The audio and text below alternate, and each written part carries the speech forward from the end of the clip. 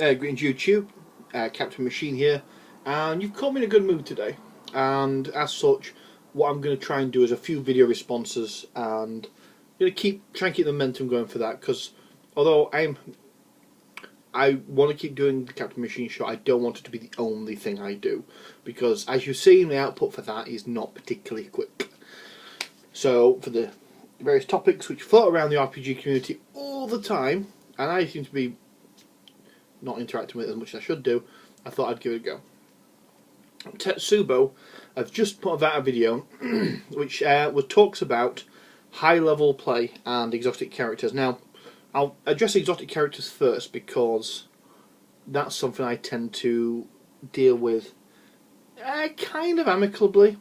When I'm playing, say, for example, Pathfinder, a high fantasy setting, unless your race is one which is typically associated to be evil, like, say, orcs or darklings or drow, then most exotic characters tend not to encounter any problems. In fact, when I last ran Pathfinder, I ran it in the city of Absalom, which is basically the Pathfinder equivalent of Waterdeep, or Greyhawk. It's basically the big ass city where everybody goes. And one of the first ever missions or quests or whatever you want to call it that the group went on was freeing some slaves, because some of their companions who they had got on a boat with to travel to Absalom had been abducted from the tavern they were recommended to go to once they arrived in the town, or city, not town.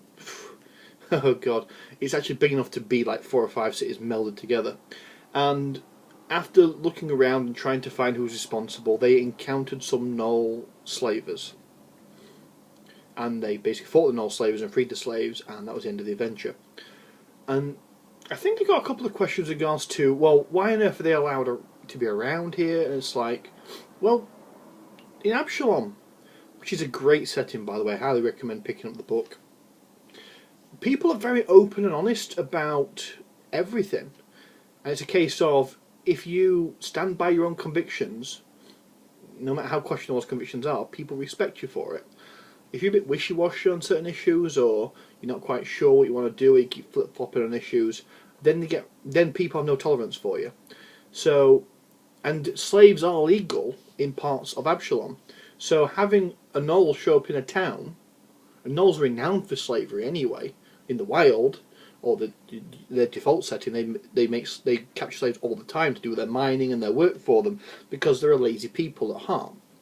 So when they arrived in Absalom, they went, well, slavery is legal, let's get in the slave trade. And that's basically how that happened. And people didn't view it as too uncomfortable an issue. It's like they were asking people, like, you live next to Gnolls, what's what like that? I said, well, they leave me alone, I don't see the problem. The opposite of that is when I play Ravenloft, because Ravenloft has a built-in mechanic called the Outcast rating, whereby being the more outlandish your character is, beyond human, the more people don't like you, and that is mechanically built into the game. However, the game also says that when you complete quests or adventures or anything like that, that your outcast rating goes down within the community you're in, so people come to accept you more, and they come to like you more. And I also think that works out really well. Although in my game, I've got no idea what was causing that noise outside. In my game, people tend not to play demi-humans because I give them a hard time about it. In Pathfinder, I don't at all. I don't have an issue with it. But in Ravenloft, I tend to give people demi-humans a hard time, because I feel that kind of fits the character of the setting. So, on to the big topic, which is high-level play. I have not had much experience with regards to high-level play. But the one thing I did do was I ran a D&D, this is 3.5 by the way, not Pathfinder. I ran a D&D game for about a year and a half, from 1st to 22nd level. And there was an overriding plot arc throughout the whole thing where they were trying to stop the machinations, or am I saying that right? I don't know. Of a cleric of Vecna, because I picked up the 3rd edition and Vecna was a god in it, and I went, I kind of like Vecna. Vecna's a cool concept, so my bad guy's going to be a cleric of Vecna. And as the campaign progressed and he kept bumping into this guy more and more, it became obvious that he wanted to achieve Lichdom, which he did because he got a player character to kill him, and then he had a spell in preparation which instantly teleported him away from where he was when he died, so he could be basically resurrected as a Lich. So he actually managed to taunt a player character enough that he... Actually, I believe he got one-shotted. And this is a guy like a 12th level character, 12th level cleric, so they've got a ton of hit points. And this guy ran up to him, dink, and killed him outright. It was so funny. He was like, "Oh, I've killed your character!" Ha ha ha ha ha. He went, "Well, he disappeared." What? He says, "Well, he hits the floor with a gargled laugh and disappears." And it's like, "What do you mean he disappears?" Well, some kind of magical effect has teleported him. And it's like, "What was it?" He said, "You don't know." And next time he saw him, he was a Lich walking around as a Lich.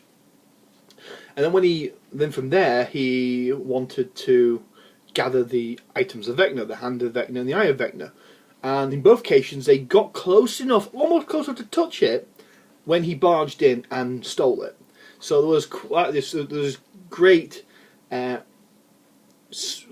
as it were. The characters didn't feel like they were constantly behind. They actually, in some cases, felt they were ahead, and that the guy just picked them at the post. And I thought that worked out really well.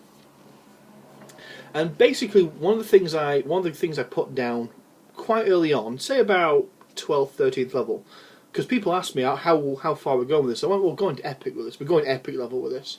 And he went, "Oh, how are you going to do that?" I says, "Well, it's quite simple. In my universe, because this is a universe I created for this game, I called it Ashikin.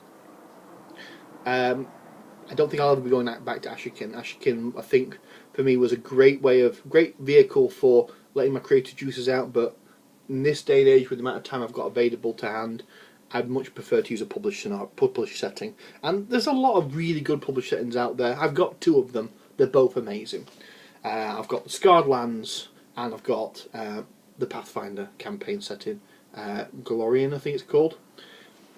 But that's by the by. And I said in my campaign setting, 20th level is the peak of human condition. Kind of like how Batman is the peak of what humans can achieve in the DC universe. Almost near superhuman levels of stamina and strength and dexterity and skill and all the rest of it. And even Batman, even just using his bare hand-to-hand techniques and his dexterity and all the rest of it, can put some metahumans to shame. Because he's trained to the point where he's at the peak. He's at the very peak of physical perfection. And that's what, to me, 20th level is. And I said, I did this through a dump info share with NPC the encounter. I think it was a dragon at the time.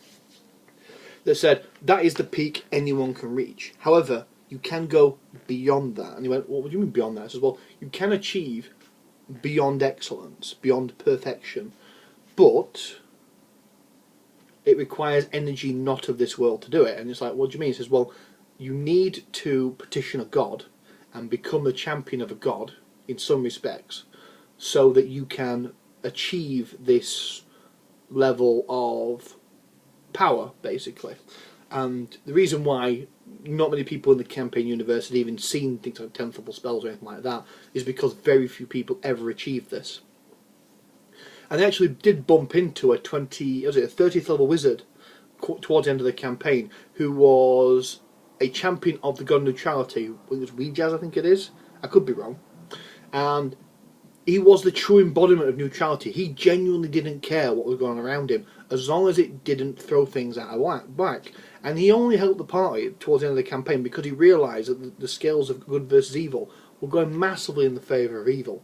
And he helped the party ascend to a higher plane, petition gods or agents of gods to become epic level characters, and go from there. And it became, as Tetsubo says, it became very comic book-esque. It was like charging, lots of flashing lights, swinging blades, having huge amounts of hacking and slashing and fun and all the rest of it. And that's the only way, in my opinion, to do a high-level campaign, is to make it fun. Do not get bogged down in the details, and most certainly do not try to scupper your players' enjoyment by constantly making characters and monsters they have to encounter which are much more dangerous than them, that can kill them like 1 or 2 shots. Give them something they could have achieved with difficulty earlier, but make it so they realise how powerful they are. That's my answer anyway. Thank you for your time, guys, and goodbye.